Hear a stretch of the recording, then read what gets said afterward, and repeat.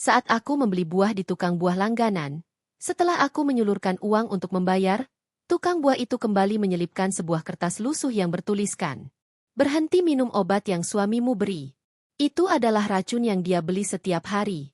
Kalau tidak, kau akan mati perlahan." Aku syok. Tak menyangka suamiku yang begitu sempurna di mataku. Ternyata dia. Sebelum ceritanya dimulai, silakan tulis di kolom komentar dari daerah mana saja teman-teman yang menonton cerita ini. Jangan lupa like dan subscribe agar channel ini bisa semakin berkembang dan bisa mempersembahkan cerita yang lebih menarik lagi. Matahari siang itu bersinar terik sekali. Seolah ingin membakar aspal jalanan pasar yang sudah mulai retak di sana-sini. Udara terasa begitu pengap, bercampur dengan aroma amis ikan, bau sayuran busuk yang terinjak, dan asap knalpot kendaraan yang lalu lalang tanpa aturan. Di tengah hiruk-pikuk pasar tradisional yang padat itu, Nadira melangkah pelan dengan napas yang terasa agak berat. Wanita berhijab warna pastel itu menyeka keringat dingin yang tiba-tiba menetes di pelipisnya. Belakangan ini tubuhnya memang terasa aneh. Ia mudah lelah, sering pusing, dan jantungnya kerap berdebar tanpa alasan yang jelas.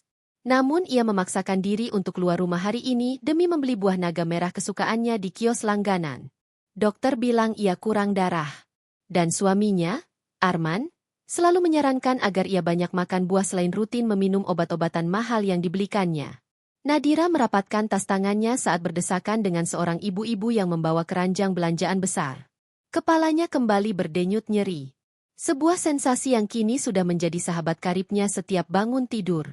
Ia mencoba mengabaikan rasa sakit itu dan memfokuskan pandangannya ke ujung lorong pasar tempat kios buah Pak Rahmat berada. Pak Rahmat adalah pedagang buah yang jujur dan ramah. Sudah 5 tahun Nadira menjadi pelanggan tetapnya. Bahkan sejak ia baru menikah dengan Arman. Biasanya Pak Rahmat akan menyapanya dengan suara lantang dan tawa yang renyah, menanyakan kabar Arman atau sekadar bercanda tentang harga cabai yang naik turun.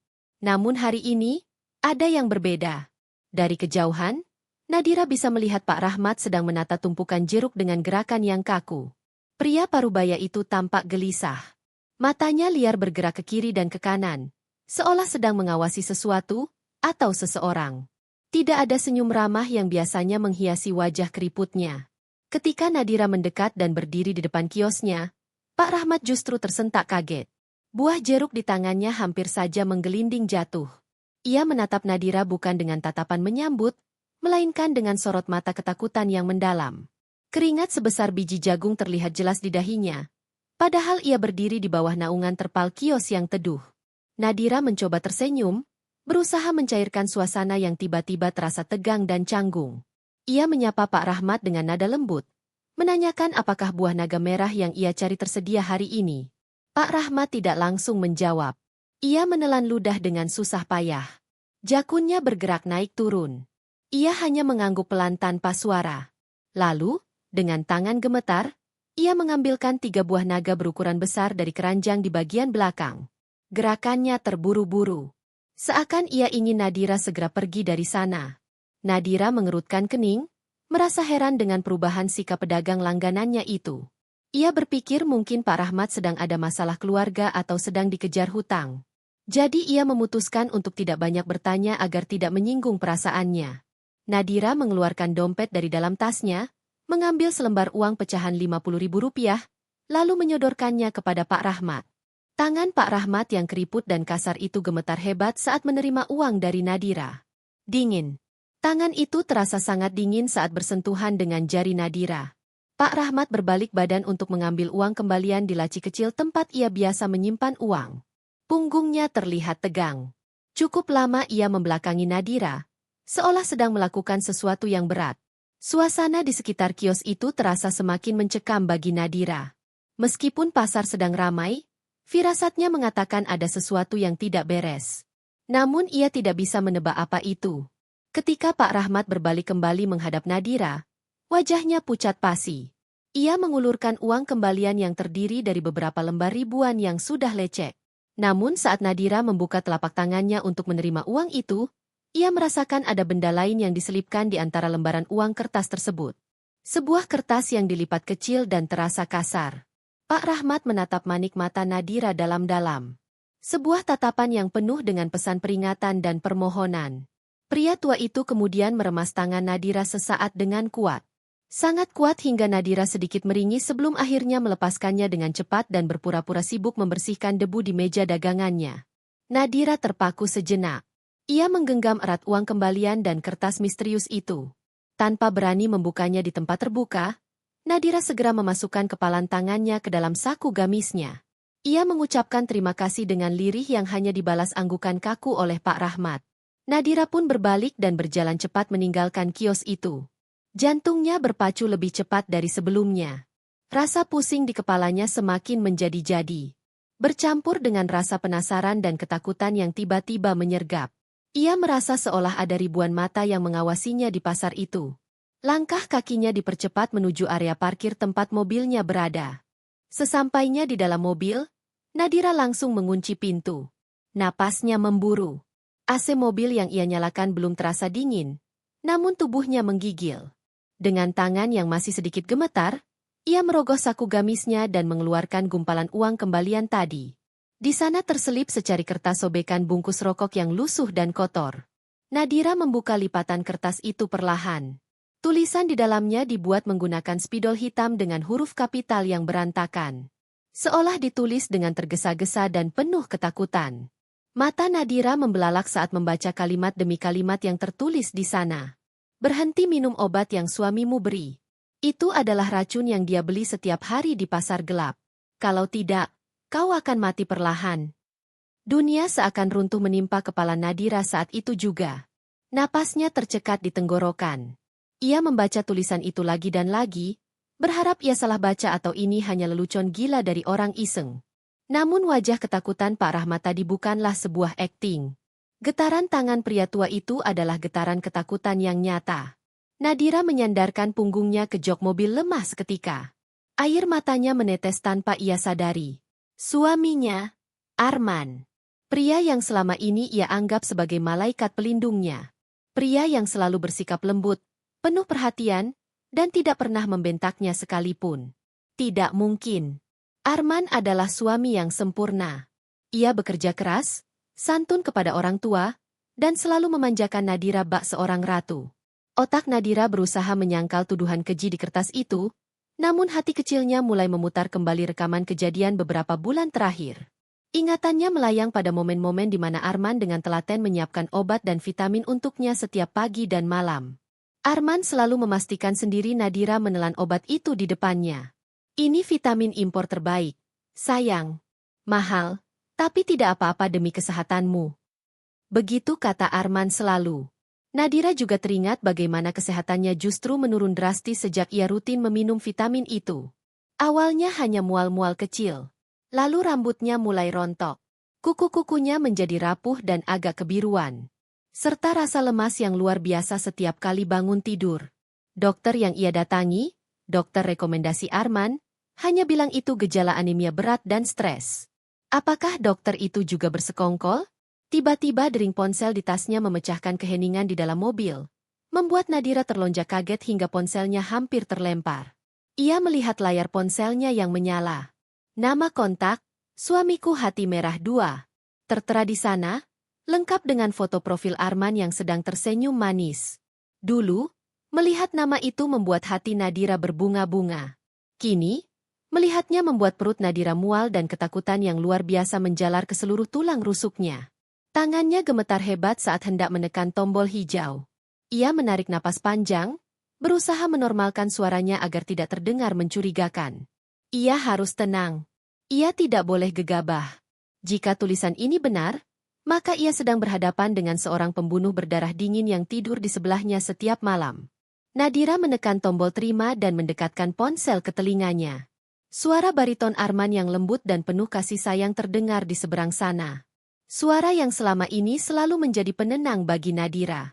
Kini terdengar seperti desis ular berbisa yang siap mematuk.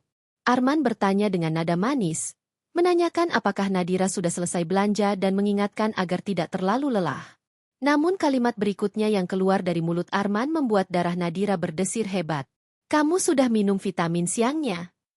Pertanyaan itu terdengar wajar bagi orang lain.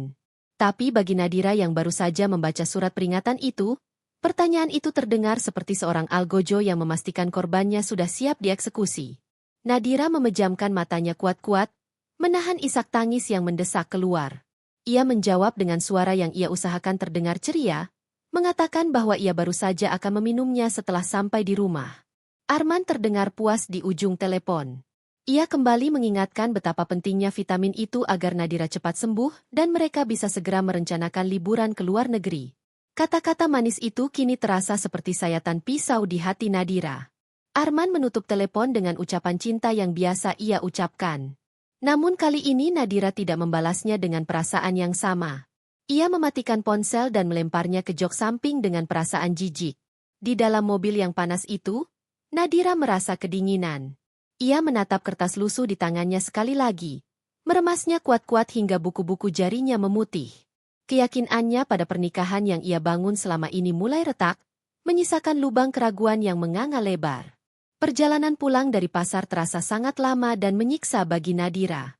Jalanan yang macet seolah mendukung kekalutan pikirannya. Setiap kali mobil berhenti di lampu merah, bayangan wajah Arman yang tersenyum sambil menyodorkan segelas air dan kapsul obat itu terus menghantui benaknya. Ia mulai mempertanyakan segala hal dalam hidupnya. Apakah kasih sayang Arman selama ini palsu? Apakah kebaikan Bu Ratna, ibu mertuanya, juga hanya sandiwara? Nadira menggelengkan kepalanya kuat-kuat, mencoba mengusir pikiran buruk itu. Namun logika dan nalurinya terus berteriak, waspada. Ia memandang wajahnya sendiri di kaca spion tengah. Wajah itu terlihat tirus, pucat, dan tidak bercahaya. Lingkaran hitam di bawah matanya semakin jelas. Ini bukan wajah wanita bahagia yang dirawat dengan baik oleh suaminya. Ini adalah wajah seseorang yang sedang sekarat perlahan-lahan. Sesampainya di rumah, Nadira memarkir mobilnya di garasi. Rumah mewah 2 lantai bergaya minimalis itu tampak sepi. Arman belum pulang kerja. Dan Bu Ratna yang biasanya sering berkunjung atau menginap sedang tidak ada di sana. Nadira masuk ke dalam rumah yang dingin karena AC sentral yang menyala otomatis. Dulu ia merasa rumah ini adalah istananya, tempat ia berlindung dari dunia luar. Sekarang, rumah ini terasa seperti penjara. Atau lebih tepatnya, sebuah kamar mayat yang mewah. Keheningan di dalam rumah membuatnya merinding. Setiap sudut ruangan seolah menyimpan rahasia kelam yang tidak ia ketahui. Nadira berjalan gontai menuju kamar tidur utama. Ia meletakkan tasnya di atas meja rias dan duduk termenung di tepi ranjang. Matanya tertuju pada sebuah botol kaca kecil berwarna gelap yang berdiri angkuh di atas nakas samping tempat tidur. Botol tanpa label pabrik. Hanya ada stiker kecil bertuliskan aturan minum yang ditulis tangan oleh apoteker, atau mungkin oleh Arman sendiri. Di dalamnya berisi kapsul-kapsul berwarna merah dan kuning. Itulah vitamin yang dimaksud. Nadira meraih botol itu, menggenggamnya, merasakan dinginnya kaca botol di telapak tangannya. Ia ingin sekali membawanya ke laboratorium saat ini juga. Tapi ia tahu ia tidak boleh gegabah. Jika Arman pulang dan melihat botol itu hilang, suaminya pasti akan curiga. Waktu berlalu begitu lambat. Menjelang sore, suara deru mesin mobil terdengar memasuki halaman rumah. Jantung Nadira kembali berdegup kencang. Itu pasti Arman. Nadira segera merapikan posisinya. Ia memoles sedikit lipstik agar tidak terlihat terlalu pucat karena ketakutan dan berusaha memasang topeng istri bahagia yang biasa ia pakai. Ia harus bermain peran. Ini adalah pertaruhan nyawa. Pintu kamar terbuka, dan sosok Arman muncul di ambang pintu. Pria itu masih mengenakan setelan jas kantor yang rapi. Dasinya sedikit longgar. Wajahnya tampak lelah. Namun langsung berubah cerah saat melihat Nadira. Aroma parfum mahal menyeruak masuk bersama kedatangannya. Aroma yang dulu Nadira sukai, namun kini membuatnya mual. Arman berjalan mendekat, mencium kening Nadira dengan lembut, lalu duduk di sebelahnya. Ia bertanya bagaimana hari Nadira dengan nada yang sangat perhatian. Tangan Arman membelai pipi Nadira. Sentuhan yang membuat kulit Nadira meremang ngeri. Nadira menjawab seadanya, mengatakan ia hanya sedikit lelah setelah dari pasar. Arman mengangguk mengerti. Lalu matanya langsung tertuju pada botol obat di atas nakas. Dengan gerakan yang sudah sangat terlatih, Arman mengambil botol itu, mengeluarkan 1 kapsul, dan mengambil gelas air yang selalu tersedia di sana. Ia menyodorkan kapsul itu ke mulut Nadira. Tatapan matanya intens, menuntut. Seolah tidak akan beranjak sebelum Nadira menelan benda itu. Minum ya, sayang. Biar kamu tidak lemas terus. Aku tidak tega melihatmu sakit, ucap Arman lembut. Nadira menatap kapsul di tangan suaminya. Dalam hatinya ia berteriak, menjerit ketakutan. Namun fisiknya bergerak sesuai insting bertahan hidup. Nadira membuka mulutnya, membiarkan Arman memasukkan kapsul itu. Ia meminum air yang disodorkan, namun ia tidak menelannya. Dengan teknik yang pernah ia lihat di film, Nadira menyembunyikan kapsul itu di bawah lidahnya. Ia berpura-pura menelan dengan gerakan kerongkongan yang meyakinkan, lalu tersenyum tipis pada Arman. Arman tampak puas. Ia mengusap kepala Nadira sekali lagi sebelum berdiri untuk pergi mandi. Begitu pintu kamar mandi tertutup dan suara gemericik air terdengar, Nadira melompat dari kasur. Ia berlari ke kamar mandi tamu di luar kamar tidur agar tidak terdengar. Di sana, ia memuntahkan kapsul yang mulai terasa pahit di bawah lidahnya ke dalam kloset lalu menyiramnya. Ia berkumur berkali-kali, menghilangkan jejak rasa obat itu. Napasnya tersengal-sengal. Ia menatap pantulan dirinya di cermin wastafel. Air matanya kembali tumpah. Ternyata benar. Instingnya mengatakan bahwa suaminya memang sedang berusaha membunuhnya. Jika tidak, kenapa Arman begitu obsesif memastikan ia meminum obat itu di depannya? Kenapa Arman tidak pernah membiarkan Nadira meminumnya sendiri? Malam itu terasa sangat panjang. Nadira berpura-pura tidur lebih awal, memunggungi Arman. Ia bisa merasakan Arman naik ke atas ranjang, memeluknya dari belakang. Pelukan yang terasa seperti lilitan ular sanca. Nadira menahan napas, berusaha membuat ritme napasnya teratur seolah ia sudah terlelap. Butuh waktu berjam-jam hingga akhirnya dengkuran halus terdengar dari mulut Arman. Suaminya sudah tidur nyenyak. Nadira membuka matanya perlahan. Kamar itu gelap, hanya diterangi cahaya lampu jalan yang masuk dari celah tirai. Ini adalah kesempatannya. Ia harus mencari bukti. Ia harus tahu kenapa Arman melakukan ini. Apakah ada wanita lain? Atau ada alasan lain yang lebih gila? Dengan gerakan sangat pelan dan hati-hati, Nadira bangun dari tempat tidur.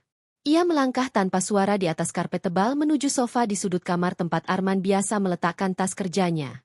Tangan Nadira gemetar saat menyentuh tas kerja berbahan kulit asli yang mahal itu. Ia membuka resletingnya perlahan, berdoa agar suaranya tidak membangunkan Arman. Ia mulai menggeledah isi tas itu. Ada laptop, agenda kerja, beberapa berkas kantor. Nadira menyalakan senter dari ponselnya dengan cahaya paling redup. Ia memeriksa satu persatu kertas yang ada di sana. Tidak ada yang aneh pada awalnya. Hanya dokumen proyek biasa. Namun, di saku bagian dalam tas yang tersembunyi, jari Nadira menyentuh sebuah amplop tebal berwarna coklat. Ia menariknya keluar. Amplop itu tidak disegel. Nadira mengeluarkan isinya. Itu adalah surat resmi dengan kop perusahaan tempat Arman bekerja. Mata Nadira membelalak membaca judul surat itu. Surat peringatan ketiga A pemberitahuan audit eksternal. Nadira membaca isi surat itu dengan cepat. Namun setiap kata terasa seperti palu yang menghantam kepalanya. Surat itu menyatakan bahwa ada selisih dana yang sangat besar, mencapai miliaran rupiah, yang menjadi tanggung jawab Departemen Keuangan yang dipimpin Arman.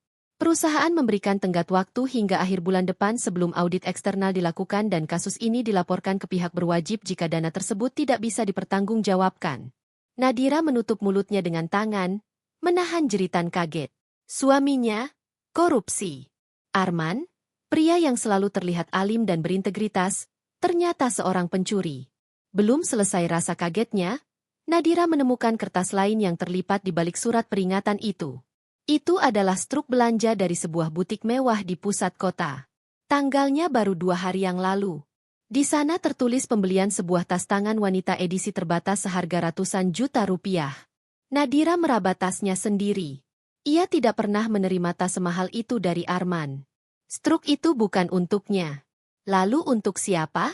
Di bagian bawah tumpukan kertas itu, Nadira menemukan sebuah polis asuransi jiwa atas namanya sendiri. Nilai pertanggungannya fantastis. Dan di sana tertera nama Arman sebagai ahli waris tunggal jika Nadira meninggal dunia. Kepingan puzzle itu mulai tersusun di kepala Nadira. Korupsi.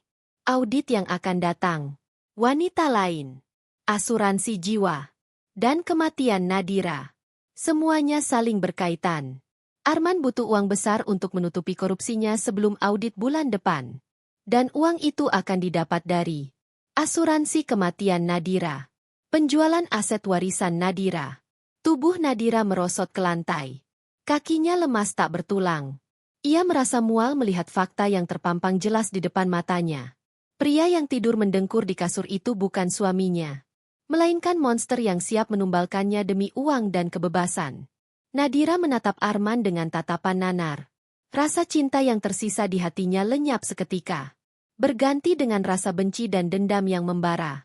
Ia mengembalikan semua dokumen itu ke posisi semula dengan rapi, persis seperti sedia kala. Ia tidak boleh ketahuan sudah mengetahui rahasia ini. Ia harus bermain cantik. Nadira menghapus air matanya dengan kasar. Malam ini, Nadira yang lugu dan penurut telah mati. Yang tersisa adalah seorang istri yang akan berjuang mempertahankan nyawanya dan membalaskan setiap tetes racun yang telah masuk ke tubuhnya. Ia kembali naik ke tempat tidur, berbaring di samping pembunuhnya dengan mata yang nyalang menatap langit-langit kamar, menyusun rencana perlawanan dalam diam. Pagi yang berbeda. Pagi itu, cahaya matahari menelisik masuk melalui celah gorden kamar yang sedikit terbuka, jatuh tepat di wajah Nadira yang sudah terjaga sejak subuh. Berbeda dengan pagi-pagi sebelumnya di mana ia selalu merasa berat untuk sekadar membuka kelopak mata, hari ini Nadira merasakan sebuah perubahan kecil namun signifikan pada tubuhnya. Rasa pusing yang biasanya menghantam kepalanya begitu ia bangun tidur kini terasa jauh lebih ringan. Jantungnya tidak lagi berdebar tak beraturan seperti orang yang habis berlari maraton. Dan rasa mual yang menyiksa perutnya perlahan mulai mereda. Ini baru 2 hari ia berhenti mengonsumsi vitamin pemberian Arman. Namun efek pemulihan tubuhnya begitu nyata. Fakta ini semakin menguatkan kebenaran pahit yang tertulis di kertas lusuh itu. Tubuhnya selama ini tidak sakit karena penyakit alami, melainkan sedang berjuang melawan racun yang dicekokkan secara paksa oleh orang yang paling ia percayai. Nadira bangkit dari tempat tidur dan berjalan menuju cermin besar di sudut kamar. Ia mengamati pantulan dirinya. Meskipun wajahnya masih terlihat agak tirus dan lingkaran hitam di bawah matanya belum sepenuhnya hilang, namun ada rona kehidupan yang mulai kembali di pipinya. Kulitnya tidak lagi seputih kertas seperti minggu lalu.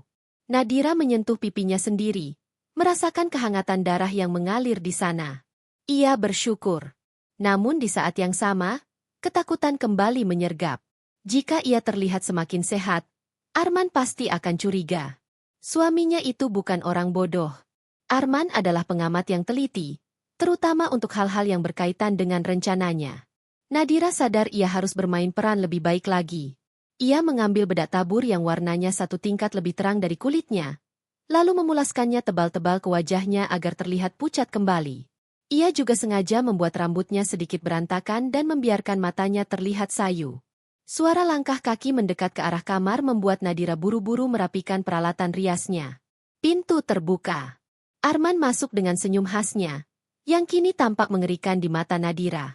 Pria itu membawa nampan berisi segelas susu hangat dan tentu saja, botol vitamin terkutuk itu.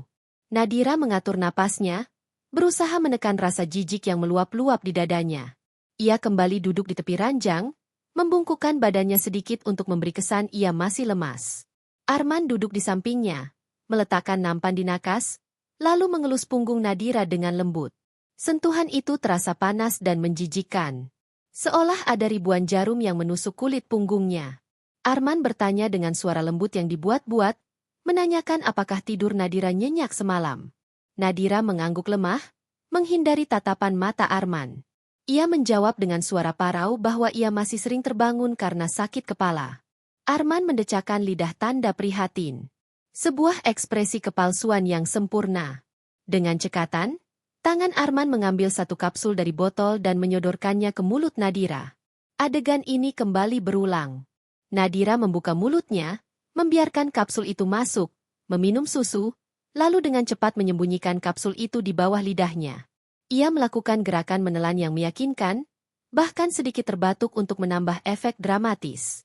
Arman tersenyum puas, lalu mencium kening Nadira sebelum pamit untuk bersiap-siap ke kantor. Begitu Arman menghilang di balik pintu kamar mandi, Nadira segera berlari ke wastafel dan memuntahkan kapsul itu. Ia melihat kapsul merah kuning itu berputar di lubang pembuangan sebelum hilang terbawa air. Satu lagi lolos dari maut, pikirnya. Siang harinya, setelah memastikan Arman sudah lama pergi ke kantor dan tidak ada tanda-tanda ia akan pulang cepat, Nadira memutuskan untuk kembali menemui Pak Rahmat. Ia butuh bukti lebih kuat. Tulisan di kertas itu memang informatif, tapi tidak cukup untuk menyeret Arman ke penjara. Ia butuh saksi. Ia butuh sesuatu yang tak terbantahkan.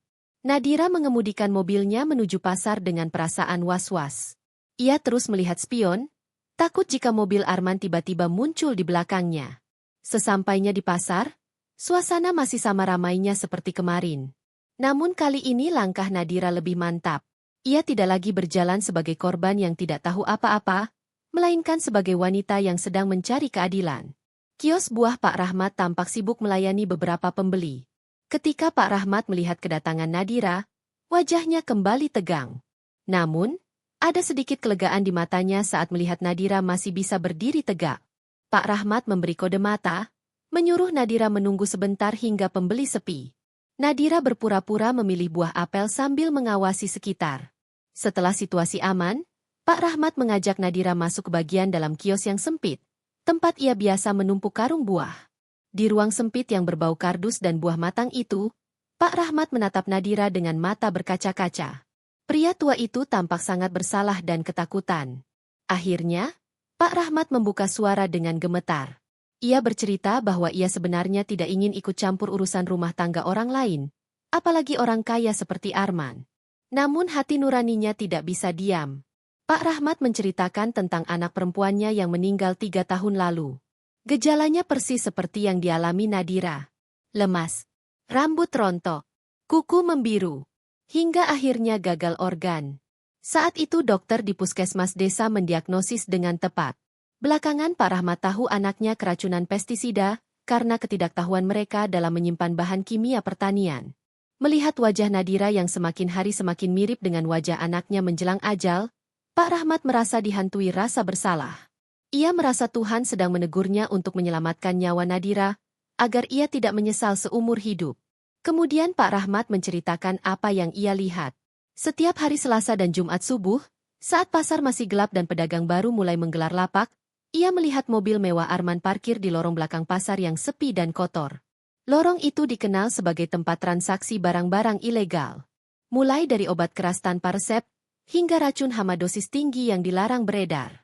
Pak Rahmat melihat Arman bertemu dengan seorang pria bertato yang dikenal sebagai pemasok racun tikus dan babi hutan. Arman selalu menerima bungkusan kecil berwarna hitam, dan memberikan amplop tebal kepada pria itu. Pak Rahmat yakin isi bungkusan itu bukanlah vitamin atau obat legal. Tidak ada orang waras yang membeli obat kesehatan di lorong gelap pasar basah dari seorang preman. Nadira mendengarkan kesaksian itu dengan air mata yang mengalir dalam diam. Ternyata suaminya sudah merencanakan ini dengan sangat matang dan kotor. Arman, pria yang selalu tampil wangi dan necis, rela masuk ke lorong pasar yang becek demi membeli alat pembunuh untuk istrinya sendiri. Nadira memegang tangan Pak Rahmat, mengucapkan terima kasih yang tulus. Namun kesaksian lisan saja tidak cukup.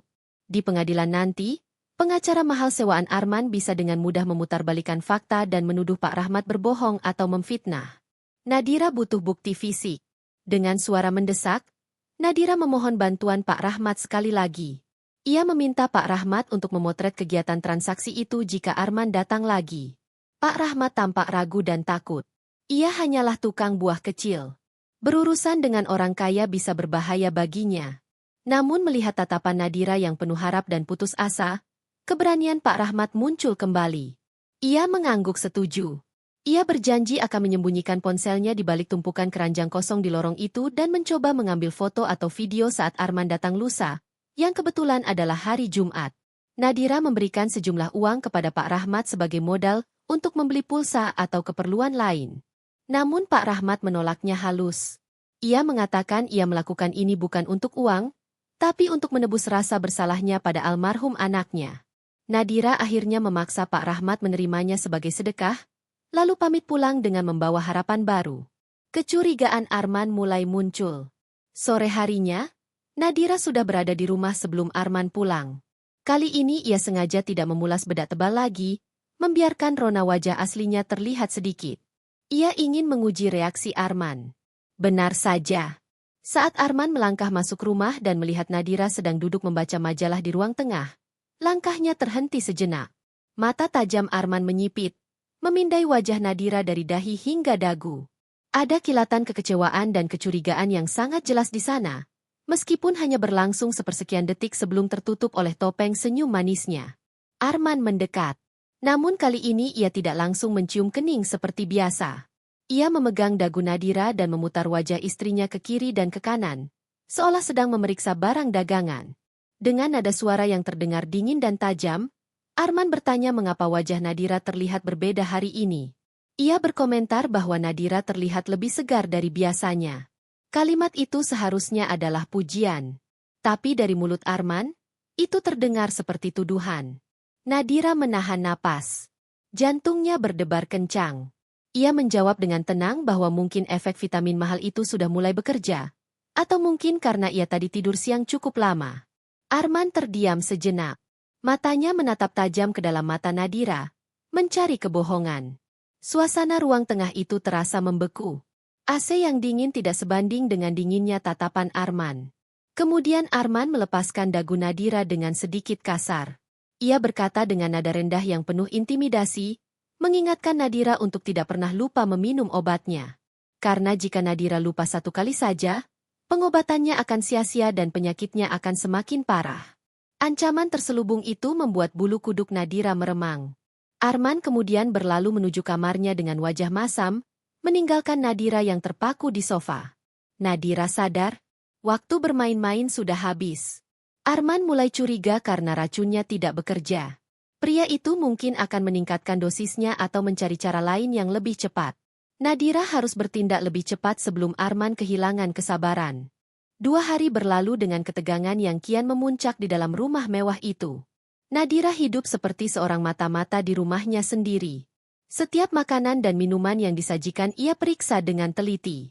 Ia hanya memakan makanan yang ia masak sendiri, atau makanan kemasan yang masih tersegel rapat.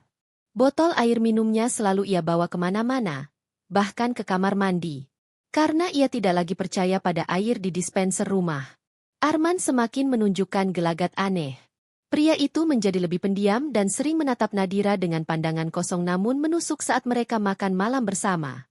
Dosis, vitamin, yang diberikan pun bertambah. Arman beralasan dokter menyarankan menaikkan dosis agar penyembuhan lebih cepat. Tentu saja kapsul-kapsul tambahan itu berakhir di saluran pembuangan air setiap kali ada kesempatan. Jumat pagi yang menentukan. Jumat pagi yang ditunggu-tunggu akhirnya tiba. Sejak bangun tidur, Nadira tidak bisa lepas dari ponselnya. Ia menunggu kabar dari Pak Rahmat dengan hati yang tidak tenang. Setiap bunyi notifikasi membuatnya tersentak. Apakah Pak Rahmat berhasil? Atau justru ketahuan dan kini dalam bahaya? Pikiran-pikiran buruk terus menghantui Nadira. Sekitar pukul 9 pagi, sebuah pesan masuk melalui aplikasi percakapan. Nama pengirim, Pak Rahmat. Tangan Nadira gemetar hebat saat membuka pesan itu. Pesan itu berisi sebuah foto. Satu video pendek berdurasi 10 detik. Nadira mengunduh foto itu terlebih dahulu. Meskipun kualitas gambarnya agak buram dan sedikit goyang karena diambil dari kejauhan dan dalam kondisi pencahayaan minim, objek di dalam foto itu terlihat jelas bagi Nadira.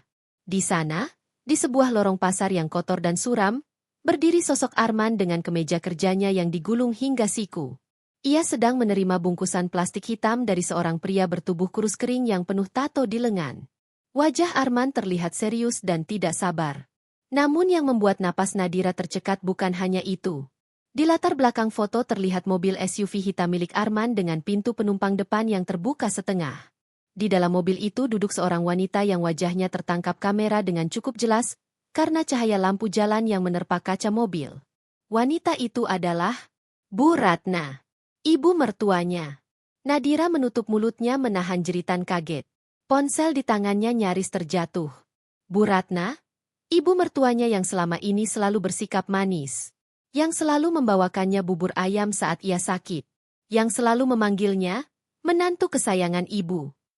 Yang selalu tampil dengan gamis syar'i dan tasbih di tangan. Wanita tua itu ada di lokasi transaksi racun ilegal pada jam 5 subuh. Dunia Nadira serasa berputar. Pengkhianatan Arman sudah cukup menyakitkan. Namun mengetahui bahwa Bu Ratna juga terlibat membuat luka itu semakin dalam dan bernanah. Ternyata kebaikan Bu Ratna selama ini hanyalah topeng untuk menutupi niat busuknya. Mereka berdua, ibu dan anak, bersekongkol untuk membunuhnya. Video yang menghancurkan segalanya. Nadira kemudian memutar video pendek yang dikirimkan Pak Rahmat.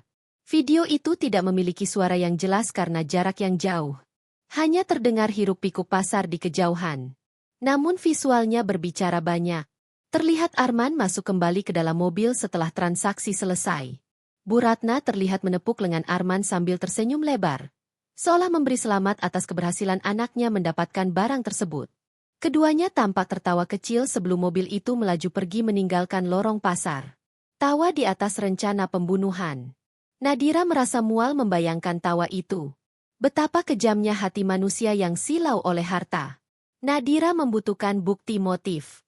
Bukti foto dan video ini sudah cukup untuk meyakinkan Nadira tentang siapa lawan sebenarnya. Namun untuk membawa kasus ini ke ranah hukum dan memastikan mereka tidak bisa mengelak, Nadira butuh bukti motif yang kuat. Ia harus tahu apa yang mereka bicarakan. Ia harus mendengar sendiri rencana jahat itu keluar dari mulut mereka. Kebetulan hari ini adalah hari Jumat. Dan biasanya Bu Ratna akan datang berkunjung ke rumah untuk makan siang bersama setelah salat Jumat.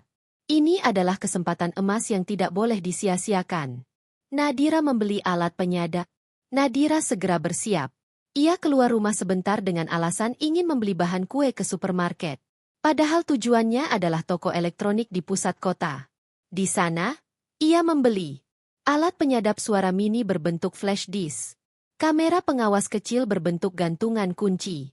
Teknologi yang dulu hanya ia lihat di film-film detektif kini, menjadi senjata utamanya untuk bertahan hidup. Sepulang dari toko elektronik, Nadira bergegas memasang alat penyadap itu. Ia menempelkan alat penyadap suara di bawah meja ruang tamu menggunakan selotip hitam, tempat Arman dan Bu Ratna biasa duduk mengobrol. Kamera kecil ia letakkan di antara tumpukan buku di rak, mengarah langsung ke sofa utama. Jantungnya berdegup kencang saat melakukan semua itu. Ia takut Arman tiba-tiba pulang mendadak. Siang yang menegangkan. Siang harinya, mobil Bu Ratna benar-benar datang. Wanita parubaya itu turun dari mobil dengan senyum sumringah membawa rantang berisi makanan. Ibu bawakan opor ayam kesukaanmu, Nak Nadira. Serunya dengan nada begitu manis hingga membuat Nadira ingin muntah. Nadira memaksakan senyum terbaiknya. Ia menyambut uluran tangan Bu Ratna dan mencium punggung tangannya. Sebuah gestur penghormatan yang kini terasa seperti mencium tangan iblis. Tak lama kemudian, Arman juga pulang untuk istirahat makan siang. Mereka bertiga makan bersama di meja makan. Nadira hampir tidak menyentuh makanannya. Beralasan perutnya masih mual. Bu Ratna terus mendesak agar Nadira makan banyak supaya cepat sembuh. Makanlah, Nak. Ibu masak ini khusus buat kamu. Biar tenagamu pulih, kata Bu Ratna. Padahal Nadira tahu, mungkin saja opor itu juga sudah dibubuhi sesuatu. Rencana menyadap berhasil. Setelah makan, Nadira melancarkan rencananya. Ia berpura-pura sakit kepala hebat dan meminta izin untuk istirahat di kamar atas. Ibu sama Arman ngobrol saja dulu. Nadira mau tidur sebentar. Kepalanya pusing sekali, katanya dengan wajah memelas. Bu Ratna mengangguk prihatin, menyuruh Nadira segera istirahat. Begitu masuk kamar, Nadira mengunci pintu. Namun ia tidak tidur. Ia membuka laptopnya, menyambungkan headset, dan mengaktifkan aplikasi yang terhubung dengan alat penyadap di ruang tamu. Suara kresek-kresek terdengar sejenak. Lalu, suara Arman dan Bu Ratna terdengar jernih melalui headset di telinga Nadira. Bagaimana, Men? Dia sudah minum yang dosis baru? Suara Bu Ratna terdengar. Nadanya berubah total. Tidak ada lagi kelembutan. Yang ada hanya ketidaksabaran dan kekejaman. Sudah, Bu. Tadi pagi dan barusan aku campur di jusnya. Tapi kok dia masih kuat jalannya? Padahal kata si Tato itu dosisnya sudah cukup buat bikin orang lumpuh dalam 3 hari. Jawab Arman dengan nada frustrasi. Nadira meremas ujung bajunya. Jus jeruk. Jus yang tadi ia minum sedikit saat makan siang. Untung ia hanya meneguk sedikit dan memuntahkannya kembali ke tisu saat pura-pura mengelap mulut. Kamu harus pastikan dia mati sebelum akhir bulan ini, Men. suara Bu Ratna meninggi. Orang dari kantor pusat sudah menelepon ibu tadi pagi menanyakan soal aset perusahaan yang kamu jaminkan. Audit tinggal 3 minggu lagi. Kalau sampai saat itu istrimu belum mati dan warisan tanah di kampung itu belum bisa kita jual, kita semua hancur. Kamu mau masuk penjara? Kamu mau ibu diusir dari rumah dan hidup gembel? Nadira menahan napas. Jadi ini masalahnya. Audit, korupsi, jaminan aset. Aku tahu, Bu. Aku juga pusing. Bentak Arman, terdengar stres. Masalahnya notaris bilang surat pengalihan aset itu butuh tanda tangan dia dalam kondisi sadar.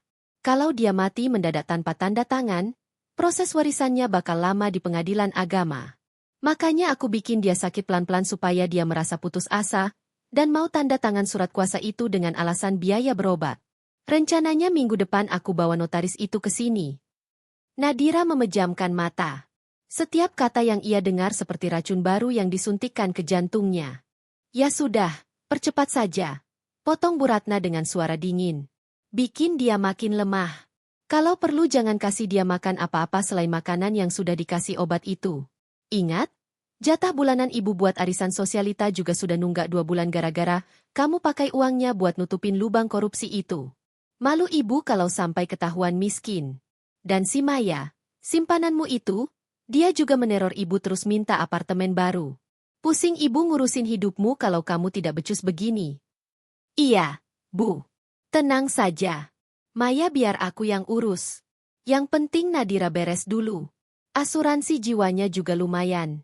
Bisa buat lunasin sisa utang dan modal kita hidup mewah lagi. Jawab Arman. Terdengar suara korek api dinyalakan. Mungkin Arman sedang merokok untuk meredakan stresnya. Air mata Nadira mengalir deras membasahi pipinya. Namun kali ini bukan air mata kesedihan. Melainkan air mata kemarahan yang memuncak. Rekaman ini adalah bom waktu yang siap meledakkan kehidupan Arman dan Bu Ratna. Mereka membicarakan kematian Nadira seolah-olah sedang membicarakan bisnis ternak ayam yang gagal. Nyawa Nadira tidak ada harganya di mata mereka dibandingkan status sosial, arisan sosialita, dan apartemen untuk selingkuhan. Nadira melepas headsetnya dengan kasar. Ia menyimpan file rekaman itu di 3 tempat berbeda. Hard disk laptop, cloud storage, email pribadi yang tidak diketahui Arman. Bukti ini sudah lebih dari cukup. Motif harta, korupsi, dan perselingkuhan sudah terucap jelas. Sekarang Nadira tahu. Ia tidak punya waktu banyak. Mereka merencanakan kematiannya dalam waktu kurang dari 3 minggu. Minggu depan notaris akan datang. Itu artinya Nadira harus memainkan peran terakhirnya dengan sempurna. Ia akan memberikan tanda tangan itu. Tapi bukan tanda tangan kemenangan bagi mereka. Melainkan tanda tangan yang akan menjadi awal kehancuran mereka. Nadira menatap cermin, menghapus air matanya, dan menyeringai dingin. Baiklah, Bu Ratna, Arman, kalian ingin sandiwara? Aku akan berikan sandiwara terbaik yang pernah kalian lihat. Sampai kalian lupa bahwa panggungnya sedang aku bakar.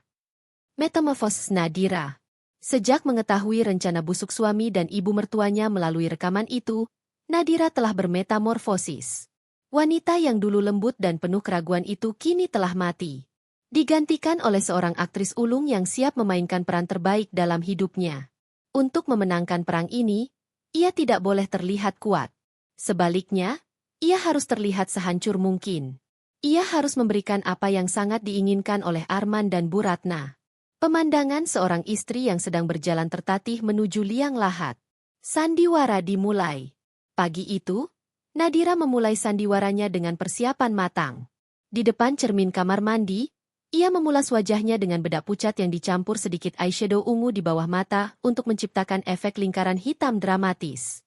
Ia membiarkan bibirnya kering dan pecah-pecah tanpa pelembab.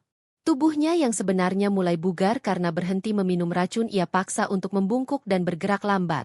Saat Arman masuk ke kamar untuk membawakannya sarapan spesial, yang Nadira yakini sudah dibumbui racun dosis tinggi, Nadira sedang terbaring meringkuk di atas kasur dengan selimut tebal menutupi tubuhnya. Ia menggigil seolah sedang demam tinggi.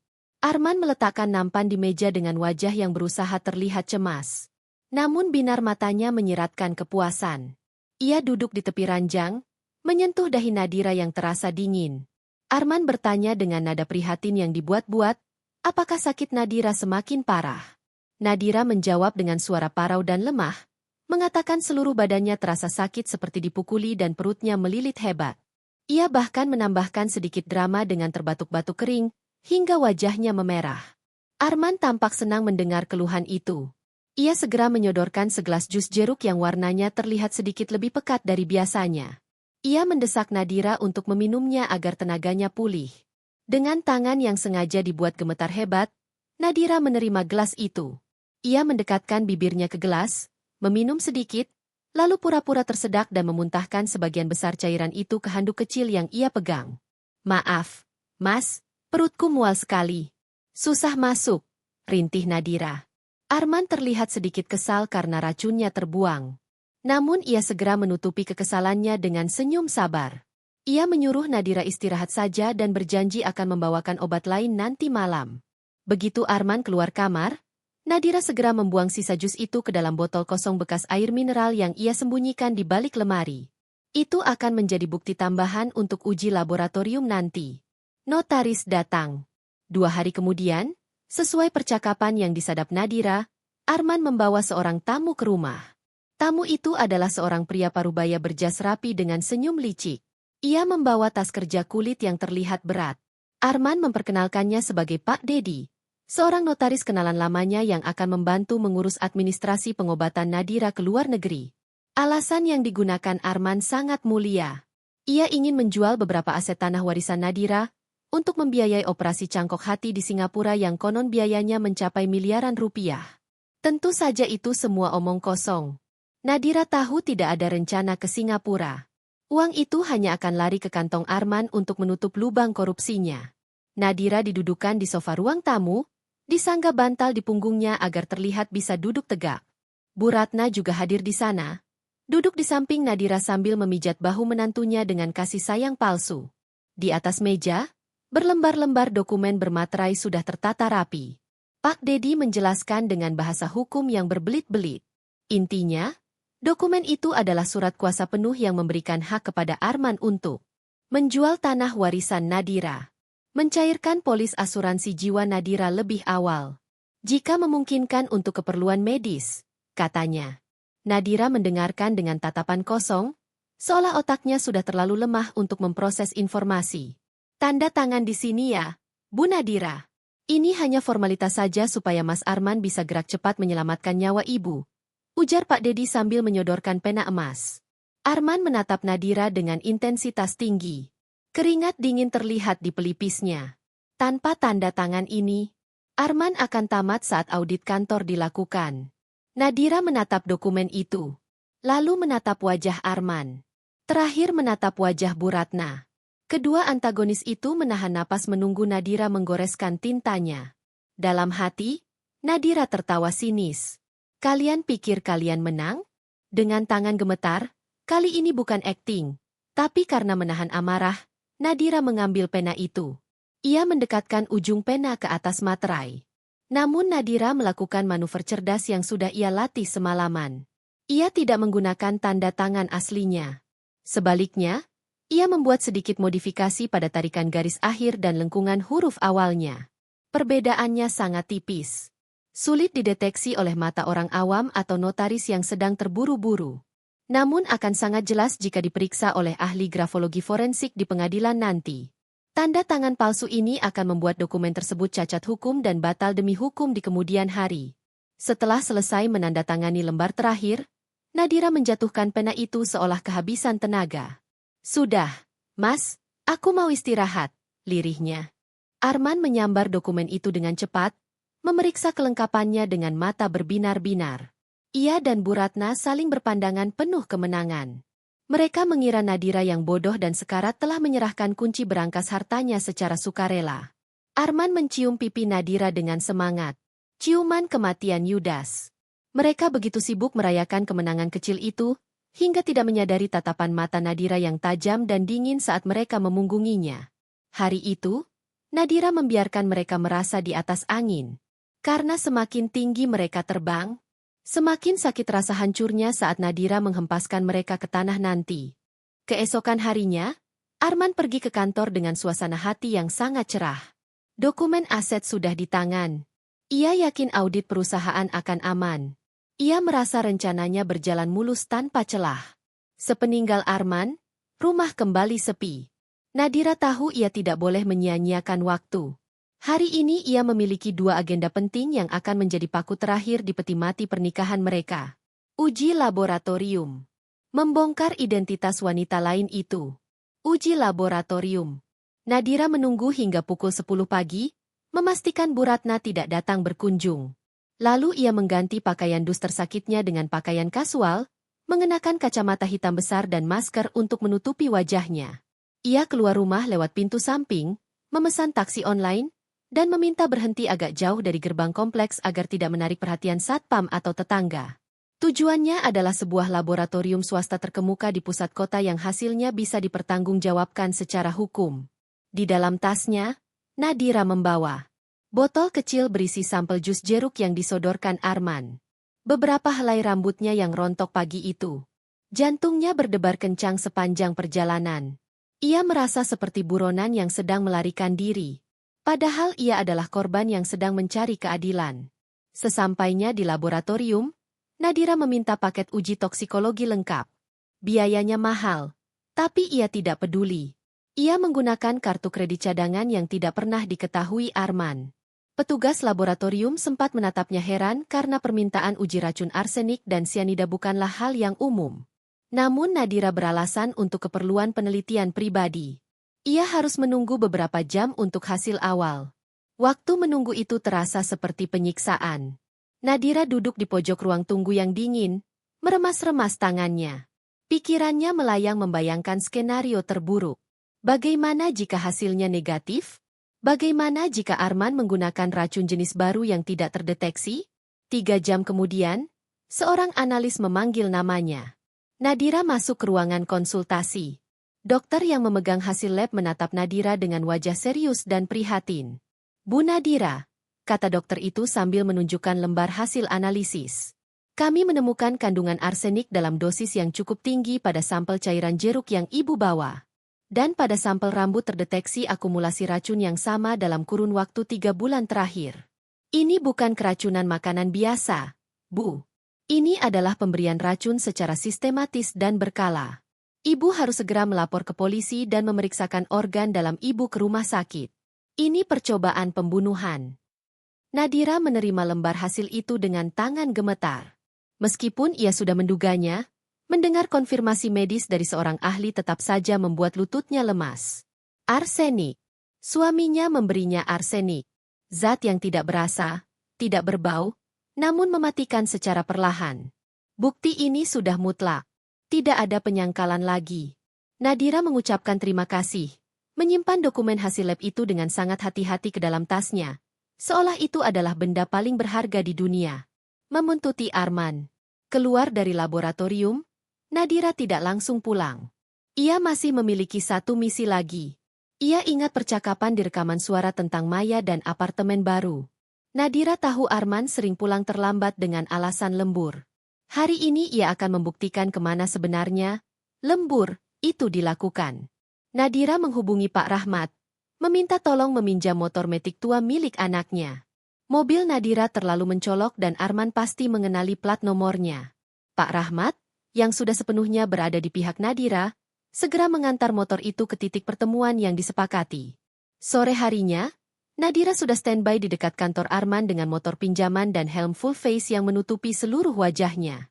Sekitar pukul 5 sore, mobil hitam Arman keluar dari gedung perkantoran. Nadira memutar gas, mengikuti mobil itu dari jarak aman. Mobil Arman tidak mengarah ke rumah mereka, melainkan melaju ke arah kawasan apartemen elit di Jakarta Selatan. Nadira terus membuntuti, menerobos kemacetan dengan lincah, sesuatu yang tidak pernah ia lakukan sebelumnya. Adrenalin membakar rasa takutnya. Mobil Arman berbelok masuk ke lobi sebuah apartemen mewah bernama The Royal Residence. Nadira memarkir motornya di seberang jalan. Ia lalu berlari kecil menyusup masuk ke lobi, berpura-pura sebagai pengantar makanan online. Ia melihat Arman berdiri di depan lift, merapikan rambutnya di cermin dinding. Tak lama kemudian, pintu lift terbuka. Seorang wanita muda yang cantik, berkulit putih mulus dan mengenakan dres ketat keluar menyambut Arman. Perut wanita itu terlihat membuncit, hamil sekitar 5 atau 6 bulan. Wanita itu adalah Maya. Ia langsung memeluk Arman manja dan mencium pipinya di depan umum. Arman tertawa lepas. Sebuah tawa yang sudah lama hilang dari rumah tangga mereka. Ia mengelus perut buncit wanita itu dengan penuh kasih sayang. Lalu menyerahkan sebuah paper bag kecil, kemungkinan berisi perhiasan atau hadiah mahal. Mereka berdua kemudian masuk kembali ke dalam lift sambil bergandengan tangan mesra. Terlihat seperti pasangan paling bahagia di dunia. Hati Nadira hancur, tekadnya mengeras. Nadira berdiri terpaku di balik pilar besar di lobi. Hatinya hancur berkeping-keping melihat pemandangan itu. Namun anehnya, tidak ada air mata yang keluar. Air matanya sudah habis. Rasa sakit hati itu kini telah mengkristal menjadi tekad baja yang dingin dan tajam. Nadira mengeluarkan ponselnya. Ia memotret interaksi mereka dari jauh meski terhalang kaca lobi. Lalu mencatat nama apartemen dan jam kejadian. Ternyata uang yang seharusnya menjadi hak masa depannya, uang hasil keringat orang tuanya dan nyawanya sendiri, sedang dipertaruhkan hanya untuk membiayai kehidupan parasit wanita itu dan anak haram yang dikandungnya. Arman ingin membangun keluarga baru di atas kuburan Nadira. Baiklah, Mas, bisik Nadira lirih di balik helmnya. Suaranya terdengar mengerikan bahkan untuk telinganya sendiri. Kamu mau keluarga baru? Kamu mau hidup mewah? Aku akan pastikan kamu mendapatkan tempat tinggal baru yang sangat aman. Dengan jeruji besi di setiap jendelanya. Rencana babak akhir. Nadira pulang ke rumah sebelum Arman kembali. Ia kembali mengenakan topeng istri sekaratnya. Namun di balik selimut itu, otaknya bekerja cepat merancang babak akhir dari drama ini. Pesta ulang tahun pernikahan minggu depan, atau lebih tepatnya syukuran palsu yang ia rencanakan, akan menjadi panggung eksekusi bagi Arman dan Bu Ratna. Nadira tersenyum dalam gelap. Senyum yang menjanjikan kehancuran total bagi mereka yang telah mengkhianatinya. Nadira duduk di ruang makan dengan setumpuk kartu undangan di hadapannya. Ia menulis satu persatu nama tamu dengan tulisan tangan yang indah. Namun setiap goresan tintanya mengandung niat yang dingin. Setelah kejadian di lobi apartemen kemarin, di mana ia melihat dengan mata kepalanya sendiri bagaimana Arman memanjakan selingkuhannya dengan uang hasil kejahatan, tidak ada lagi keraguan sedikit pun di hati Nadira. Ia sudah membulatkan tekad untuk mengakhiri sandiwara ini dengan sebuah ledakan besar. Ia tidak ingin hanya sekadar melapor ke polisi diam-diam. Ia ingin penghancuran total. Ia ingin mempermalukan Arman dan Bu Ratna di depan orang-orang yang paling mereka hormati dan takuti. Mengundesaksi kehancuran. Sebelum Arman sempat bertanya dengan nada curiga, Nadira mendahului bicara dengan suara selembut mungkin. Ia mengatakan bahwa sebelum mereka berangkat ke Singapura untuk operasi cangkok hati, minggu depan ia ingin mengadakan makan malam perpisahan sederhana di rumah. Nadira beralasan bahwa ia merasa umurnya mungkin tidak panjang lagi. Operasi itu berisiko tinggi. Ia ingin melihat wajah keluarga besar serta rekan-rekan kerja Arman untuk terakhir kalinya. Nadira mengucapkan kalimat itu dengan mata berkaca-kaca. Akting yang layak mendapatkan penghargaan. Arman terdiam sejenak. Otaknya bekerja cepat menimbang untung rugi. Awalnya ia tampak keberatan. Namun Nadira dengan cerdik menambahkan bahwa ia ingin mengundang Pak Surya, direktur utama perusahaan tempat Arman bekerja. Nadira beralasan ingin mengucapkan terima kasih secara langsung karena perusahaan sudah memberikan izin cuti panjang bagi Arman untuk merawatnya. Mendengar nama Pak Surya disebut, mata Arman langsung berbinar. Ia melihat ini sebagai peluang emas. Jika Pak Surya datang dan melihat kondisi Nadira yang sekarat, itu akan memperkuat alibinya. Pak Surya akan menjadi saksi bahwa Arman adalah suami setia yang merawat istri sakit keras. Selain itu, kematian Nadira di tengah acara keluarga atau sesaat setelahnya akan terlihat sangat wajar dan tragis. Jauh dari kecurigaan pembunuhan. Arman akhirnya menyetujui rencana itu dengan antusias. Ia bahkan menawarkan diri membantu menyebarkan undangan ke rekan-rekan kantornya. Dalam benak Arman, ini adalah panggung sempurna untuk pencitraan dirinya sebagai suami teladan. Sebelum akhirnya ia menjadi duda kaya raya. Nadira tersenyum tipis melihat kebodohan suaminya. Arman begitu terobsesi dengan citra diri, hingga lupa bahwa kesempurnaan yang terlalu dipaksakan seringkali menyimpan celah yang mematikan. Persiapan pesta. Hari itu juga persiapan pesta dimulai. Nadira memesan catering dari vendor langganan keluarga. Ia memesan dekorasi bunga lili putih, bunga yang sering diasosiasikan dengan kedukaan, untuk menambah kesan dramatis pada perpisahan ini. Sementara itu, Bu Ratna yang dikabari tentang rencana ini menyambutnya dengan gembira. Ia menelepon Arman dan terdengar bersemangat mengatur pakaian apa yang harus ia kenakan agar terlihat anggun namun tetap menyeratkan kesedihan seorang mertua. Nadira yang menyadap pembicaraan mereka hanya bisa menggelengkan kepala. Ibu dan anak itu benar-benar pasangan penjahat yang narsis. Mereka lebih peduli pada penampilan mereka di depan tamu daripada nyawa seseorang yang sedang mereka coba habisi. Senjata terakhir Nadira. Malam sebelum acara, ketegangan di rumah itu mencapai puncaknya. Arman tampak gelisah namun berusaha menutupinya. Ia beberapa kali bolak-balik ke dapur, memeriksa stok obat-obatan dan minuman. Nadira mengintip dari balik celah pintu kamarnya. Ia melihat Arman berdiri di depan meja dapur, memegang botol kecil berisi cairan bening. Nadira tahu persis, itu bukan air biasa. Arman mencampurkan cairan itu ke dalam sebuah botol sirup jeruk khusus yang sudah ia tandai. Tangannya tampak gemetar. Bukan karena takut, melainkan karena kegembiraan. Ini yang terakhir, sayang. Besok malam kamu akan tidur nyenyak selamanya. Gumam Arman pelan. Kata-kata itu menusuk jantung Nadira. Namun ia tidak menangis. Ia mundur perlahan kembali ke tempat tidur. Jantungnya berdetak kencang. Bukan karena takut mati, tetapi karena adrenalin pertempuran. Ia tahu besok malam Arman akan memberinya dosis mematikan di tengah pesta. Rencananya sangat licik. Membuat Nadira kolaps di depan banyak orang akibat penyakitnya. Dengan begitu tidak akan ada yang meminta otopsi. Karena semua orang sudah melihat betapa sakitnya Nadira selama ini. Tapi Arman lupa satu hal. Nadira yang sekarang bukanlah Nadira yang dulu. Balasan? Racun berbalik arah. Nadira sudah menyiapkan strategi balasan. Ia membeli obat pencahar dosis tinggi berbentuk cair yang warnanya persis seperti sirup jeruk. Ia juga menyiapkan sedikit pewarna makanan merah untuk efek dramatis. Jika Arman ingin membuatnya mati perlahan, maka Nadira akan membuat Arman hancur seketika, di depan semua orang. Hari H pesta. Pagi hari di hari H, kesibukan melanda rumah mewah itu. Para pelayan catering mulai menata meja prasmanan. Bunga-bunga lili putih menghiasi setiap sudut ruangan. Aromanya harum namun menusuk, seperti rumah duka. Nadira menghabiskan waktu berjam-jam di depan meja rias. Kali ini ia tidak memulas wajahnya sepucat biasanya. Ia ingin terlihat cantik, namun rapuh. Ia mengenakan gamis sutra berwarna biru laut yang elegan, warna kesukaan Arman saat mereka pertama bertemu. Menatap pantulan dirinya di cermin, Nadira berbisik. Malam ini adalah malammu sebagai korban, Nadira. Besok kamu akan lahir kembali sebagai pemenang. Tamu mulai datang. Menjelang maghrib, tamu-tamu mulai berdatangan. Mobil-mobil mewah berjajar di halaman depan. Bu Ratna datang dengan gaun hitam berenda, wajahnya dipoles makeup tebal yang berusaha menutupi kerutan jahat di wajahnya. Ia langsung memeluk Nadira di depan para tamu. Kuatkan dirimu ya, nak. Ibu selalu berdoa untuk kesembuhanmu. Ucapnya lantang agar semua orang mendengar.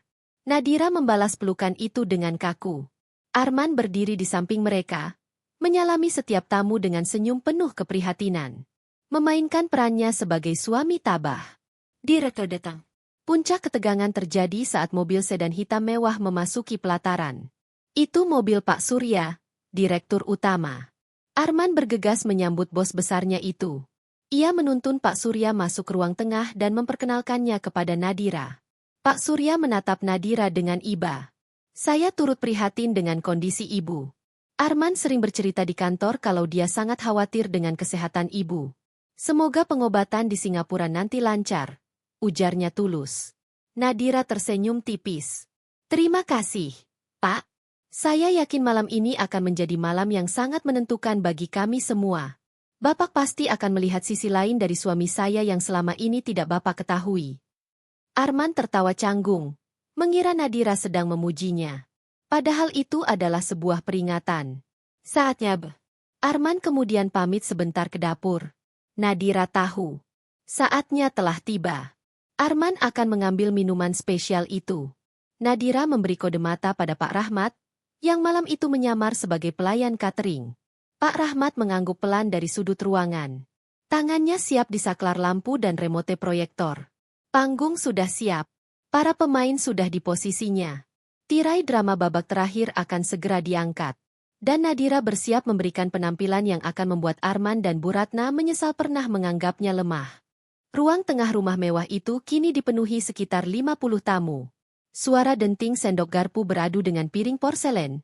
Diselingi percakapan pelan para tamu yang membicarakan betapa kasihan nasib Nadira. Lampu kristal di langit-langit memancarkan cahaya keemasan yang hangat. Namun bagi Nadira, suasana terasa sedingin es. Ia duduk di kursi utama yang menghadap layar proyektor besar yang saat ini masih menampilkan slideshow foto-foto pernikahan mereka yang romantis. Foto-foto itu diambil 5 tahun lalu. Saat senyum mereka masih tulus. Sebelum racun keserakahan merusak segalanya. Setiap foto berganti, hati Nadira terasa nyeri. Namun nyeri itu segera tertutup oleh lapisan amarah yang tebal. Minum mau disajikan. Arman muncul dari arah dapur membawa nampan perak. Di atasnya terdapat 2 gelas kristal berisi jus jeruk berwarna kuning cerah. Ia berjalan membelah kerumunan tamu dengan langkah percaya diri. Semua mata tertuju padanya. Ia terlihat begitu tampan dan setia, membawakan minuman untuk istrinya yang sakit.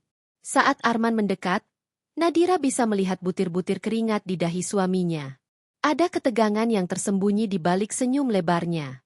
Arman meletakkan nampan di meja kecil di depan Nadira. Sayang, ini jus jeruk segar kesukaanmu. Aku buatkan khusus dengan vitamin tambahan supaya kamu kuat menyapa Pak Surya dan tamu-tamu lainnya. Ucapnya cukup keras agar terdengar oleh Pak Surya. Nadira menatap 2 gelas itu. Sekilas keduanya terlihat identik. Namun Nadira melihat tanda kecil berupa goresan tipis di tatakan gelas sebelah kanan. Tanda yang sudah ia buat sebelumnya pada gelas yang ia siapkan di dapur. Gelas kanan adalah gelas aman. Gelas kiri adalah gelas maut. Arman dengan tangan samar gemetar mengambil gelas kiri dan menyodorkannya kepada Nadira. Minumlah, Dek, bujuknya. Nadira menerima gelas itu. Jantungnya berdegup kencang. Satu tegukan dari gelas ini seharusnya mengirimnya ke rumah sakit atau ke liang lahat. Namun Nadira sudah siap. Saat Arman berbalik mengambil gelasnya sendiri, seorang pelayan, Pak Rahmat, menjatuhkan nampan kosong dengan suara keras di sudut ruangan. Semua orang menoleh kaget. Dalam sepersekian detik itu, Nadira menukar gelas di tangannya dengan gelas yang tersisa di meja. Kini gelas beracun berada di sisi Arman. Sementara Nadira memegang gelas aman. Ketika Arman kembali menoleh, ia tidak menyadari pertukaran itu. Ayo, Mas. Kita bersulang untuk masa depan, kata Nadira sambil tersenyum manis. Senyum yang kini terasa sangat misterius. Arman mengangkat gelasnya tinggi. Untuk kesembuhan istriku tercinta, Nadira. Dan untuk kesuksesan kita semua. Bu Ratna bertepuk tangan paling keras. Matanya berbinar menatap Nadira meminum jus itu. Nadira meminum jusnya sampai habis. Arman juga meminum jusnya dalam sekali teguk untuk menunjukkan solidaritas. Nadira merasakan kesegaran jeruk asli. Arman merasakan sesuatu yang sedikit berbeda. Agak pahit, namun ia mengabaikannya. Ia mengira itu rasa kulit jeruk. Video kebenaran diputar. Nah, Bapak Ibu sekalian, suara Nadira tiba-tiba terdengar lantang dan tegas. Jauh berbeda dari suara lemahnya beberapa menit lalu. Ia berdiri tegak. Membuang selimut yang menutupi kakinya. Semua tamu terdiam. Kaget melihat perubahan drastis itu. Sebelum kita menikmati hidangan penutup, saya ingin mempersembahkan sebuah video spesial. Ini bukan video kenangan masa lalu, tapi video tentang kebenaran yang selama ini tersembunyi di rumah ini. Arman mengerutkan kening. Nadira, kamu mau apa? Video apa ini? Tanyanya panik. Nadira tidak menjawab. Ia menekan tombol play pada remote yang ia sembunyikan di balik bantal sofa. Layar proyektor berkedip. Foto pernikahan menghilang. Muncul video buram namun jelas. Arman di lorong pasar gelap menerima bungkusan racun dari pria bertato. Suara kasak-kusuk mulai terdengar dari para tamu. Itu Arman. Ngapain dia di tempat kumuh begitu? Video berganti. Kini muncul visualisasi gelombang suara rekaman. Suara Arman dan Bu Ratna terdengar menggema melalui sound system. Kamu harus pastikan dia mati sebelum akhir bulan ini. Audit tinggal 3 minggu lagi. Ruangan menjadi sunyi. Wajah Pak Surya memerah padam. Korupsi, gumamnya. Matanya menatap tajam ke arah Arman. Arman mematung. Wajahnya pucat pasi. Ia mencoba berteriak, "Matikan! Itu bohong! Itu editan!" Namun suaranya tercekat. Tiba-tiba perutnya terasa seperti diremas tangan raksasa. Efek obat pencahar dosis tinggi yang telah Nadira campurkan mulai bekerja, diperparah oleh kepanikan psikologis karena Arman mengira ia baru saja meminum racun. Keringat dingin mengucur deras. Video terus berlanjut. Dan si Maya simpananmu itu, dia juga meneror ibu. Keluarga besar Nadira menutup mulut tak percaya. Bu Ratna panik. Ia mencoba menuju proyektor untuk mencabut kabel. Namun langkahnya terhenti saat Pak Rahmat dan 2 satpam kompleks menghalanginya. Di tengah kekacauan itu, Arman ambruk ke lantai. Ia memegangi perutnya, mengerang kesakitan. Mulutnya mengeluarkan busa tipis kemerahan, efek pewarna makanan yang Nadira siapkan. "Sakit, tolong, racun," rintih Arman. Pengakuan Nadira. Nadira berjalan perlahan mendekati suaminya yang terkapar. Ia berdiri di atasnya. Tatapannya dingin. "Tenang saja, Pak Surya dan Bapak Ibu semua," kata Nadira. "Suami saya tidak keracunan mematikan. Dia hanya meminum jus yang dia racik sendiri untuk saya. Saya menukarnya tadi. Saya tidak sejahat dia. Saya mengganti arsenik itu dengan obat pencahar. Jadi yang dia rasakan sekarang hanyalah sakit perut akibat dosa-dosanya sendiri." Ruangan hening. Nadira menoleh ke arah Pak Surya. "Pak Direktur, rekaman tadi asli. Suami saya menggelapkan dana perusahaan untuk membiayai gaya hidup ibunya dan selingkuhannya. Semua bukti transfer, audit palsu, dan polis asuransi kematian saya sudah saya kirimkan ke email Bapak dan juga ke pihak kepolisian 5 menit yang lalu." Seolah menjadi aba-aba, suara sirene polisi terdengar mendekat. Kehancuran total. Arman menatap Nadira dari lantai dengan mata melotot. Campuran rasa sakit, malu, dan kehancuran. Ia jatuh ke dalam lubang yang ia gali sendiri. Dan Nadira lah yang memegang sekop untuk menguburnya. Polisi masuk. Tamu-tamu mundur ketakutan. Pak Surya berdiri kaku. Bu Ratna menjerit histeris. Dan malam itu, topeng kesempurnaan Arman runtuh di depan semua orang. Kekacauan di ruang tengah rumah mewah itu semakin tidak terkendali. Arman, yang semula tampil gagah dengan setelan jas mahalnya, kini menggeliat di atas lantai karpet bagaikan cacing kepanasan. Wajahnya yang tampan berubah menjadi topeng penderitaan yang mengerikan. Keringat dingin mengucur deras membasahi seluruh tubuhnya. Kemejanya basah dan menempel di kulit. Rasa sakit di perutnya datang bergelombang, menghantam ususnya tanpa ampun. Namun bukan hanya rasa sakit fisik yang menyiksanya. Rasa malu yang menghancurkan harga diri jauh lebih menyakitkan. Di hadapan puluhan pasang mata, keluarga besar, rekan kerja, dan terutama bos besarnya, Arman kehilangan segalanya dalam satu malam. Nadira menjatuhkan vonis moral. Nadira berdiri tegak tak jauh dari tubuh suaminya yang tak berdaya. Sorot matanya sulit diartikan. Campuran antara lega, jijik, dan sisa kesedihan. Ia melihat Arman mencoba meraih ujung gamisnya, seolah meminta pengampunan. Namun Nadira mundur selangkah. Ia tidak akan membiarkan tangan itu menyentuhnya lagi.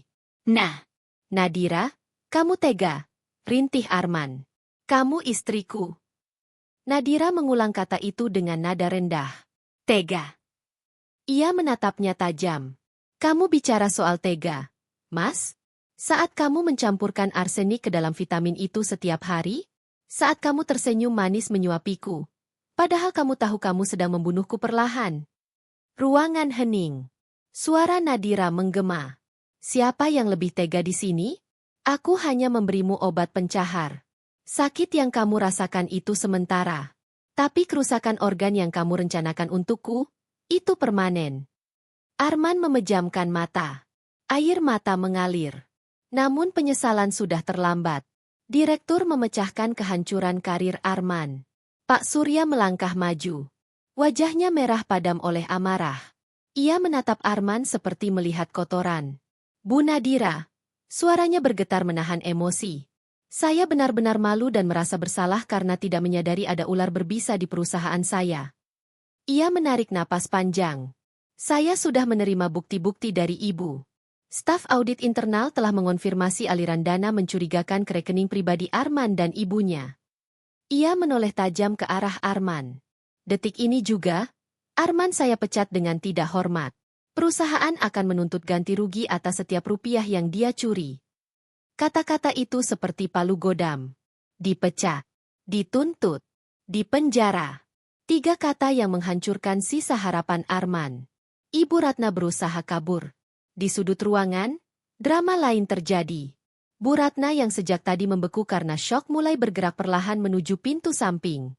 Tangannya mencengkeram tas mewah berisi perhiasan hasil uang haram. Naluri bertahan hidupnya muncul. Ia berniat kabur. Namun langkahnya terhenti. 2 satpam kompleks berdiri menghalangi jalan. Maaf, Bu. Tidak ada yang boleh meninggalkan ruangan ini sampai polisi datang. Bu Ratna menjerit. Kalian tahu siapa saya? Saya mertua pemilik rumah ini. Namun arogansinya runtuh. Ketakutan terpancar jelas dari wajahnya. Maya datang membuka aib terakhir. Tepat saat itu, pintu depan terbuka kasar. Seorang wanita muda bergaun ketat dengan perut hamil muncul. Itu Maya. Wajahnya panik, napasnya tersengal. Di belakangnya, Pak Rahmat yang sengaja mengirim pesan anonim membiarkannya masuk. Keserakahan Maya membawanya ke kandang singa. Ia melihat Arman terkapar. Layar proyektor. Tamu-tamu tegang.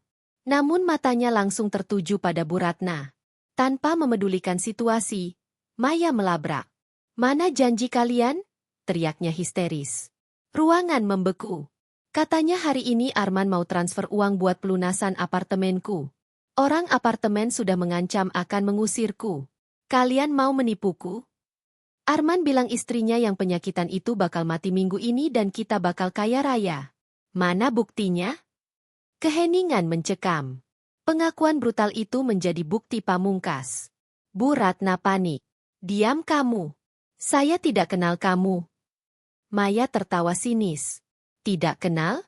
Setiap minggu kita belanja pakai kartu kredit Arman. Lihat perutku. Ini cucu kamu. Tamu-tamu menutup mulut. Skandal terbongkar sepenuhnya. Polis. Beberapa polisi berseragam masuk dipimpin seorang perwira. Pak Rahmat menunjuk Arman dan Bu Ratna. Itu mereka, Pak. Pelaku percobaan pembunuhan. Polisi bergerak cepat. Arman diborgol. Ia mengerang kesakitan saat dipaksa berdiri. Bu Ratna meronta. Saya tidak salah. Ini ide anak saya. Ia menyalahkan Arman. Arman menatap ibunya dengan tatapan hancur. Bahkan di detik terakhir, ibunya mengkhianatinya. Maya juga ditahan sebagai saksi penerima aliran dana. Ia menangis histeris. Impian hidup mewahnya runtuh. Keheningan setelah badai. Setelah polisi dan sebagian tamu pergi, rumah kembali hening. Namun kali ini, keheningan yang melegakan. Nadira duduk di sofa.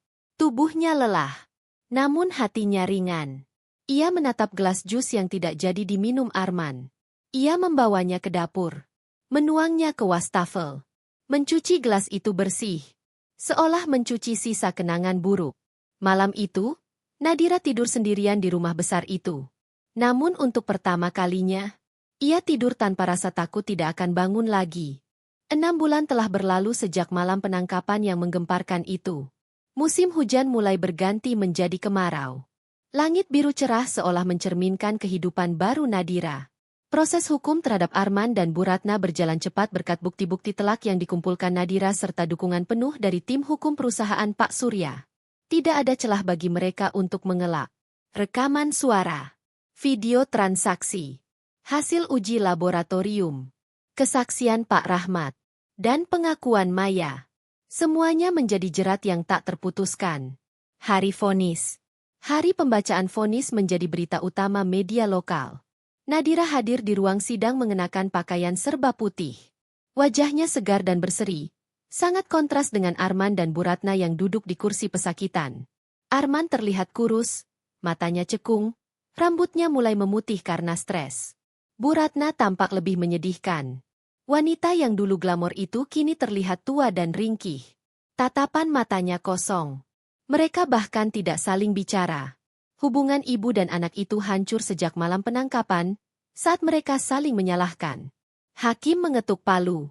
Arman Pratama dijatuhi hukuman 20 tahun penjara atas tindak pidana korupsi, penggelapan dana, dan percobaan pembunuhan berencana terhadap istrinya. Tangis pecah di ruang sidang. Vonis berat, akibat jumlah uang yang dikorupsi sangat besar dan niat jahatnya yang terencana. Ibu Ratna dijatuhi hukuman 15 tahun penjara sebagai otak intelektual yang merencanakan pembunuhan demi harta. Bu Ratna menangis histeris. Memohon keringanan. Namun hukum tidak pandang bulu. Nasib Maya tidak kalah tragis. Ia tidak dipenjara karena bekerja sama sebagai justice kolaborator. Namun semua aset yang ia terima dari Arman, mobil, perhiasan, uang, disita negara. Ia diusir dari apartemen mewahnya. Kini ia hidup terlunta-lunta, harus bekerja serabutan untuk menghidupi bayinya tanpa ayah. Kabar terakhir yang didengar Nadira. Maya kembali ke kampung halamannya membawa malu besar. Karma bekerja dengan caranya sendiri. Nadira resmi bebas. Nadira keluar dari gedung pengadilan dengan langkah ringan. Statusnya kini resmi janda. Surat cerai keluar seminggu sebelum vonis pidana. Tidak ada lagi ikatan apapun antara dirinya dan Arman. Harta Gonogini jatuh ke tangan Nadira sebagai kompensasi atas kerugian fisik dan mental yang ia alami. Sisa aset Arman disita untuk membayar utang korupsi.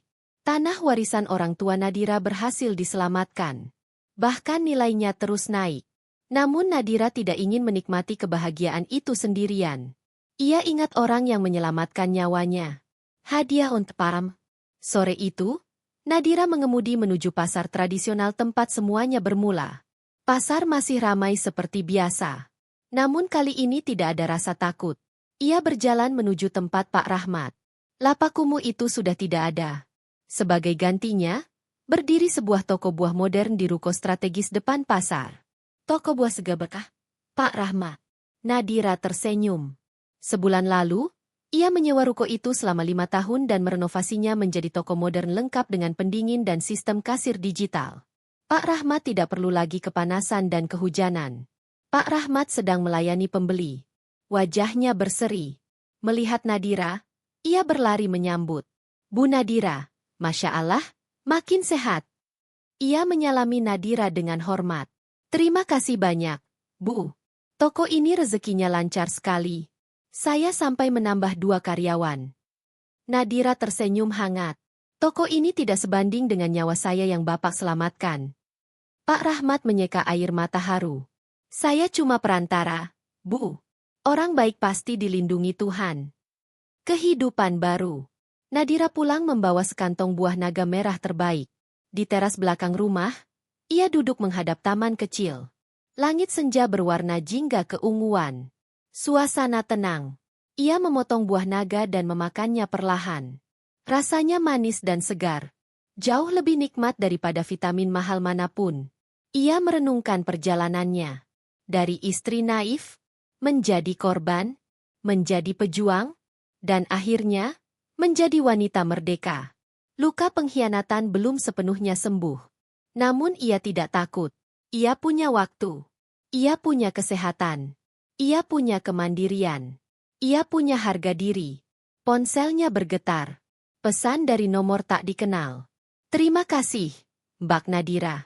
Berkat keberanian Mbak, saya jadi tahu kebusukan Arman. Dulu saya hampir dinikahi siri olehnya. Tapi untung sadar sebelum terlambat. Semoga Mbak selalu bahagia. Nadira tersenyum tipis. Ternyata korbannya bukan hanya dirinya dan Maya. Arman memang predator. Nadira yang baru. Nadira menyandarkan punggungnya. Menutup mata. Menikmati angin sore. Tidak ada lagi racun dalam tubuhnya. Tidak ada lagi racun dalam hidupnya. Rumah besar itu kini dipenuhi energi baru. Ia berjanji. Ia akan menggunakan hidup keduanya untuk hal-hal yang bermanfaat. Membantu orang lain. Menjadi wanita yang lebih kuat. Dan tidak pernah lagi mengabaikan intuisi hatinya. Langit semakin gelap. Bintang pertama muncul. Nadira menatapnya. Berbisik pelan. Selamat tinggal, Arman. Selamat tinggal masa lalu. Selamat datang, Nadira yang baru. Ia menyuapkan potongan terakhir buah naga. Dan untuk pertama kalinya setelah sekian lama, hidup terasa benar-benar manis.